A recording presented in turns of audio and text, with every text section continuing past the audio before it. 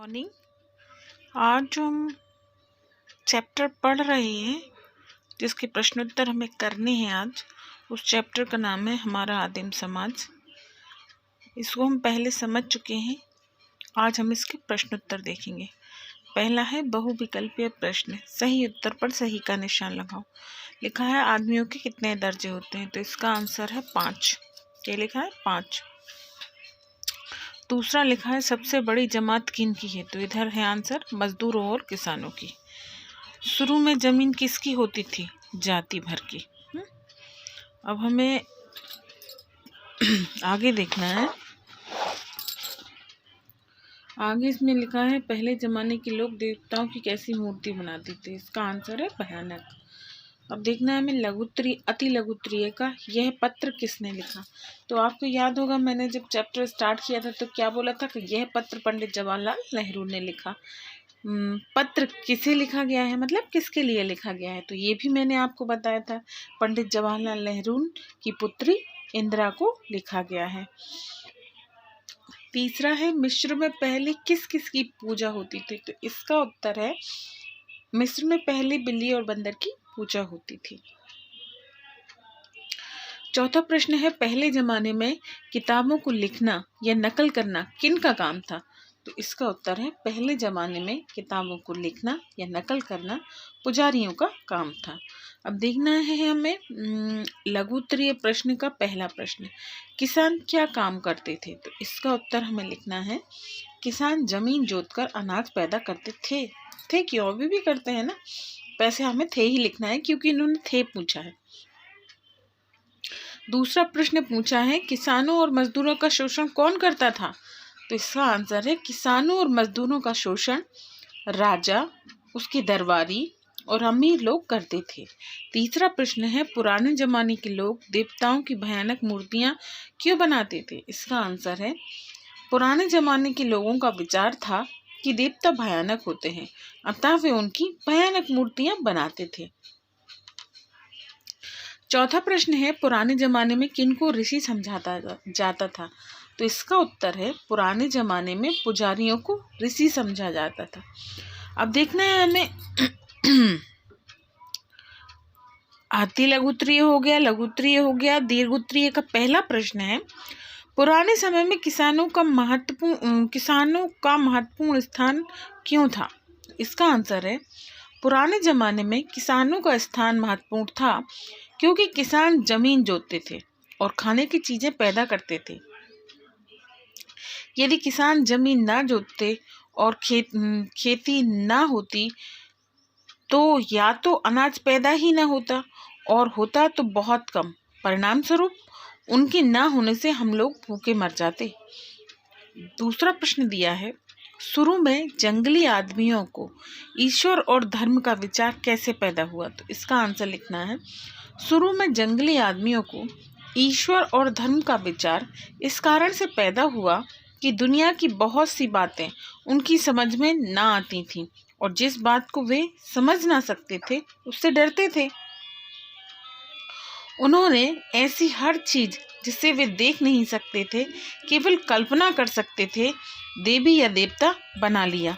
तीसरा प्रश्न लिखना है राजा लोग पुजारियों से सलाह क्यों लिया करते थे, इसका आंसर है पुराने समय में पुजारी लोग ही दूसरे आदमियों से ज्यादा पढ़ना लिखना जानते थे, अतः राजा उनसे सलाह लिया करते थे। चौथा, पुराने समय में पुजारी लोग कौन से काम किया करते थे, तो इसका उत्तर है पुराने समय में पुजारी लोग अनेक काम किया करते थे, किताबों को लिखना या नकल करना इनका ही काम था। वे ये काम उस समय के अक्लमंद आदमियों में थे और हर आदमी मुसीबत या बीमारी में इनके पास आता था। ये आदमियों के लिए बड़े बड़े त्योहारों का इंतजाम करते थे। इनसे लोग दिनों का हिसाब लगाते थे, मतलब त्योहारों से दिनों का हिसाब लगाते थे। अब देखना है हमें अर्थबोध में पहला दिया है गद्यांश, दिया है, देखा है ना, गद्यांश को पढ़कर प्रश्नों के उत्तर दो। देखा आप लोगों ने, ये लिखा है गद्यांश को पढ़कर प्रश्नों के उत्तर दो। देखिए गद्यांश पढ़ते हैं हम लोग।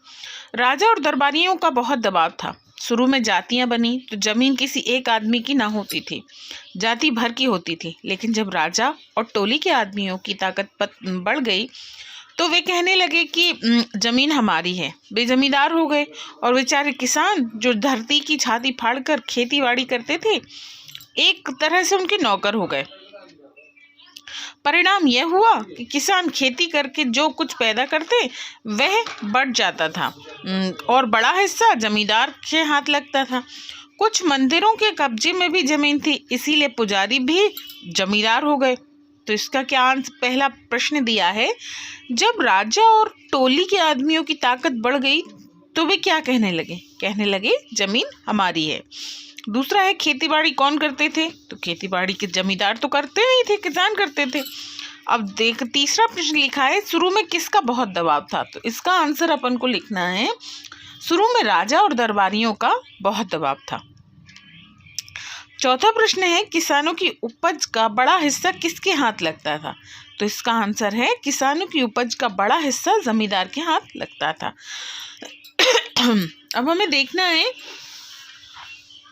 ये दिया है निम्नलिखित पंक्तियों के भाव स्पष्ट कीजिए। वे अपने देवताओं को भी अपनी तरह क्रोधी निर्दय समझते थे। उनका गुस्सा ठंडा करने या उन्हें खुश करने के लिए कुर्बानियां दिया करते थे। तो इसको हम लिखेंगे, पहले आदमी क्रोधी स्वभाव के थे। उन्होंने नदी, पहाड़, सूरज, पेड़, जानवर और कुछ न दिखने वाली काल्पनीय चीजों को अपनी अज्ञानता के कारण देवी या देवता बना लिया था।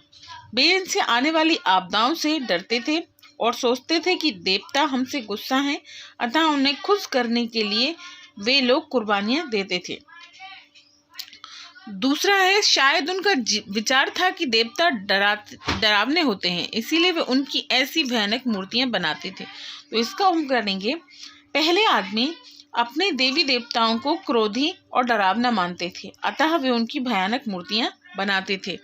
तीसरा है, उन्हें कुछ विद्याएं आती थीं, इसलिए वे पुराने जमाने के ऋषि समझे जाते थे। इसका है, पहले पुजारी लोग अन्य लोगों की अपेक्षा कुछ अधिक पढ़े लिखे होते थे। वे किताबें आदि लिखते थे, उन्हें कुछ विद्याएं आती थीं।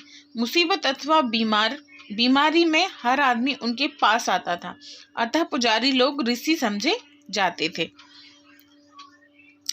अब देखना है हमें भाषा और व्याकरण में लिखा है, उदाहरण समझो और खूब सर जोड़कर नए शब्द बनाओ और उनके अर्थ लिखो। तो यहाँ पे उन्होंने अलग अलग दिए हैं, हम इनको एक साथ लिखेंगे। जैसे कूधन रूप तो कुरूप हो गया, कूधन पुत्र कुपुत्र हो गया, कूधन बचन कुवचन हो गया, कूधन पंथ कुपंथ हो गया और कूधन मार्ग कुमार्ग हो गया। यानी कुरूप का अर्थ होता है बुरा रूप, कुपुत्र का होता है बुरा पुत्र, कुवचन का होता है बुरा वचन, कुपथ का होता है बुरा पंथ और कुमार्ग का होता है बुरा मार्ग। इस तरह से हम समझ लेते हैं कि कूज शब्द जहाँ जुड़ गया वो चीज बुरी हो गई, ठीक है, उपसर्ग में। नहीं तो आप लोग कहीं पे भी कह दो कि कूज जुड़ गया है तो वो गलत हो गया। होशियार हैं आप लोग। आगे प्रश्न नंबर 2 में लिखा है, निम्नलिखित वाक्यों को ध्यान से पढ़ो। लोग पहल शहरों में बसने लगे, वे पूरे देवताओं की तरह पूजे जाने लगे। ये पहला वाला लिखा है, लोग पहल शहरों में बचने लगे, क्रियाकर्ता के अनुसार कृतवाच्य। और दूसरा लिखा है, वे पूरे देवताओं की तरह पूजे जाने लगे, क्रिया कर्म के अनुसार कर्मवाच्य। ये कृतवाच्य और कर्मवाच्य मैं आपको व्याकरण में पढ़ाऊंगी, अभी आप सिर्फ इनको यहाँ देखें कि हमें करना क्या है। अब लिखा है, अब निम्नलिखित वाक्यों के सामने इनके वाच्य लिखो। तो आदमियों के 5 दर्जे बन गए। कृतवाच्य, किसान जमीन जोतते थे और खाने की चीजें पैदा करते थे, कृतवाच्य। दूसरा, इन्हीं देवताओं के लिए मंदिर बनने लगे, कर्मवाच्य। मिस्र में एक जमाने में बिल्ली की पूजा होती थी, कृतवाच्य। अब लिखा है, इस पाठ में अरबी फारसी के अनेक शब्द आए हैं, जैसे खत, मजदूर, जमात आदि। ऐसे ही कुछ अन्य शब्द पाठ से खोज कर लिखो। तो दर्जा, गुजारा जब हम लिखते हैं तो अगर हम हिंदी में लिखेंगे इसको, तो ये जो नीचे नुक्ता लगा हुआ है ये नुक्ता हट जाएगा, और जब ये अरबी फारसी का शब्द बनेगा तो इसमें ये नुक्ता लग जाएगा। इसी तरह से कुर्बानियाँ, जमींदार, अजीब, जमाना में भी जा में नुक्ता लगता है, और ज़्यादा और इंतज़ाम, ये सारे अरबी फारसी के शब्द हैं। अब लिखा है अपने शहर की विशेषताएं और दर्शनीय स्थल बताते हुए अपने मित्र को एक पत्र लिखो। तो ये तो आप लोग कर ही लेंगे। Okay, bye, take care.